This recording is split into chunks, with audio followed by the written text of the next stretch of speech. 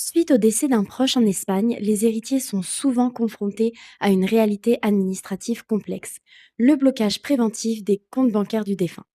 Cette immobilisation des fonds peut générer des tensions de trésorerie importantes, au moment précis où il est nécessaire de faire face à des dépenses urgentes. Quel est le fondement juridique de ce blocage? Et quelle est la procédure stricte pour lever cette restriction? Je suis Lison Ecker du cabinet Costa Blanca Lawyers. Dans cette vidéo, nous analyserons la réglementation bancaire applicable et les étapes nécessaires pour recouvrer la disponibilité des fonds.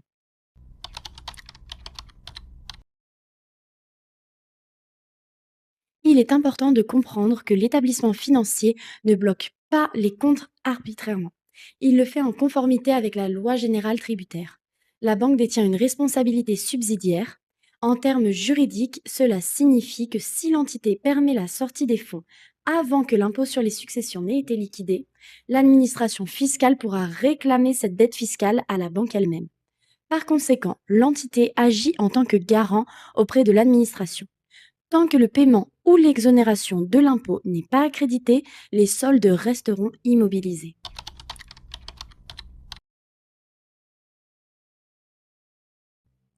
Il est crucial de distinguer la nature juridique de la relation de l'usager avec le compte.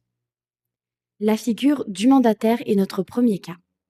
Si vous figuriez uniquement comme titulaire d'une procuration sur le compte, vous devez savoir que cette autorisation s'éteint automatiquement au décès du titulaire.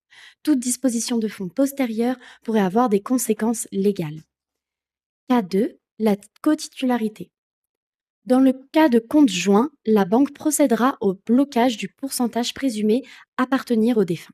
Généralement, il s'agit de 50%. Le co-titulaire survivant pourra continuer à disposer de sa moitié, sauf preuve du contraire, concernant la propriété réelle de fonds.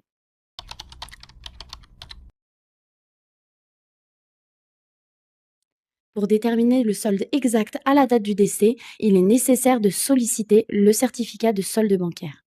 Cette démarche requiert l'ouverture d'un dossier auprès du service des successions de la banque, Testamentaria.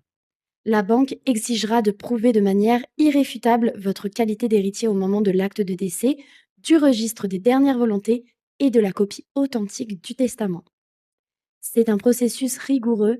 Les établissements financiers disposent de services juridiques centralisés qui examineront minutieusement chaque document, surtout s'ils proviennent de l'étranger.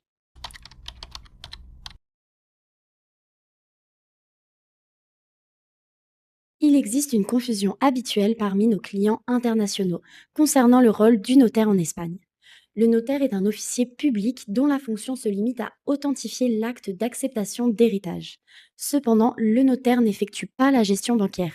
Il ne relève pas de sa compétence de contacter l'établissement, ni de traiter le dossier de déblocage, ni de négocier avec le service juridique de la banque. Ce travail de gestion administrative et légale incombe exclusivement à l'héritier ou à son conseil juridique.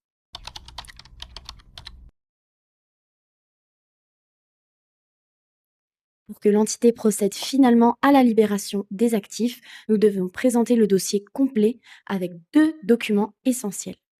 L'acte notarié d'adjudication d'héritage, où est détaillé le partage exact des soldes, et la preuve de paiement ou l'autoliquidation de l'impôt sur les successions, dûment visée par l'administration fiscale autonome compétente. Sans cette accréditation fiscale, aucun établissement financier n'autorisera le transfert des fonds. Comme vous pouvez le constater, le déblocage des comptes est une procédure technique qui requiert une précision documentaire et une connaissance de la pratique bancaire. Pour éviter des délais inutiles ou des demandes constantes de la part de l'entité, il est recommandé de déléguer cette gestion à des professionnels. Et chez Costa Blanca Lawyers, nous pouvons vous représenter auprès des établissements financiers en assurant un traitement fluide et conforme au droit. Nous restons donc à votre disposition via les coordonnées que vous trouverez dans la description. Merci beaucoup de votre attention.